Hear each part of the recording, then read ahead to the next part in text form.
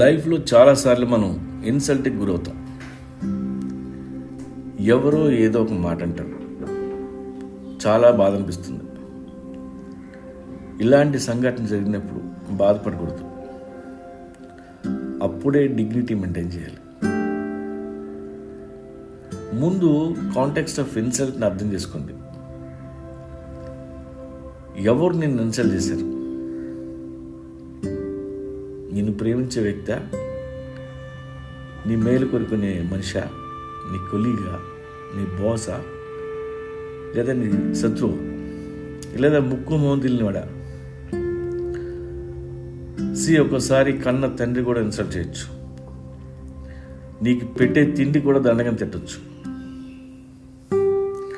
2, nature of the insult. ఏదో చిన్న విషయానికి ఇన్సల్ట్ చేశారా, లేదా నీ పర్సనల్ లైఫ్ గురించా, నీ జాతి గురించా? 3, నిన్ను ఎక్కడ ఇన్సల్ట్ చేశారు? ఇద్దరే ఉన్నప్పుడా, లేదా పబ్లిక్లోనా, లేదా సోషల్ మీడియాలోనా? ఇవన్నీ దృష్టిలో పెట్టుకొని మనం రెస్పాండ్ అవ్వాలి. ఎంత సీరియస్ సిచ్యువేషన్ అయినా సరే ఇన్సల్ట్ జరిగినప్పుడు స్టే కామ్. ఎందుకంటే అవతల మనిషి కావాలనే నిన్ను ఇన్సల్ట్ చేస్తాడు. వెంటనే నువ్వు కోప్పడితే వాడు గెలిచినట్టే. నువ్వు రియాక్ట్ అయితే ఆ సిచ్యువేషన్ అడ్వాంటేజ్ తీసుకొని నిన్ను ఇంకా ప్రొవోక్ చేస్తాడు. అలాంటప్పుడే మనం హ్యూమర్ వాడాలి. Humour is the powerful tool. ఒక చిరునవ్వు నవ్వండి, వాడిని మనం సీరియస్గా తీసుకోలేదని తెలియాలి. ఒకవేళ మీకు ఏదైనా చెప్పాలనిపిస్తే ఇలా చెప్పండి: thank you for insulting me. ఇలా జరిగిన ప్రతిసారి నేను ఎదిగానని చెప్పండి. అవతలాడికి అర్థం కాదు. మిమ్మల్ని ఎవరు ఇన్సల్ట్ చేసినా వీలైనంత వరకు ఇగ్నోర్ చేయండి, సీరియస్గా తీసుకోవద్దు. The best response is no response. మీరు ఇగ్నోర్ చేసి అక్కడి నుంచి వెళ్ళిపోతే ఇన్సల్టర్ లూజెస్ ది ఇంట్రెస్ట్.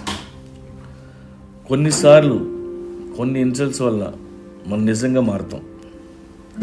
అవన్నీ మనకు హెల్ప్ అవుతాయి. మీ మంచి కోరుకునే వాళ్ళు మిమ్మల్ని ఇన్సల్ట్ చేసినా ఎందుకు చేశారో ఒకసారి ఆలోచించండి. అంతే తప్ప వెంటనే రియాక్ట్ అవ్వద్దు. వాళ్ళు ఏదో ఇన్సల్ట్ చేస్తే వెంటనే వాళ్ళకు పంచ్ ఇసిరి అక్కడే వాళ్ళని విన్ అవుదాం అనే ప్రయత్నం చేయొద్దు. ఇక్కడ కావాల్సింది విన్నింగ్ కాదు, ఆ సిచ్యువేషన్ మనం ఎలా హ్యాండిల్ చేసామన్నది ఇంపార్టెంట్. గుర్తుపెట్టుకోండి, అవమానం ఎప్పుడూ మనలో కసిని పెంచుద్ది. వాడికంటే ఎదగాలి, వాడికంటే బాగుండాలి అని. ఇన్సల్ట్ జరిగినప్పుడు ఆర్గ్యూ చేయొద్దు. ఆ అవమానాన్ని గుండెల్లో పెట్టుకో. మనకి జరిగిన ప్రతి అవమానాన్ని మనం సక్సెస్ కోసం వాడుకోవాలి. అనవసరంగా వాడితో గొడవ పెట్టుకొని వాదించి దాన్ని డైల్యూట్ చేయొద్దు. అవమానం అనేది చాలా విలువైంది, దాన్ని భద్రంగా దాచుకో, వాడుకో.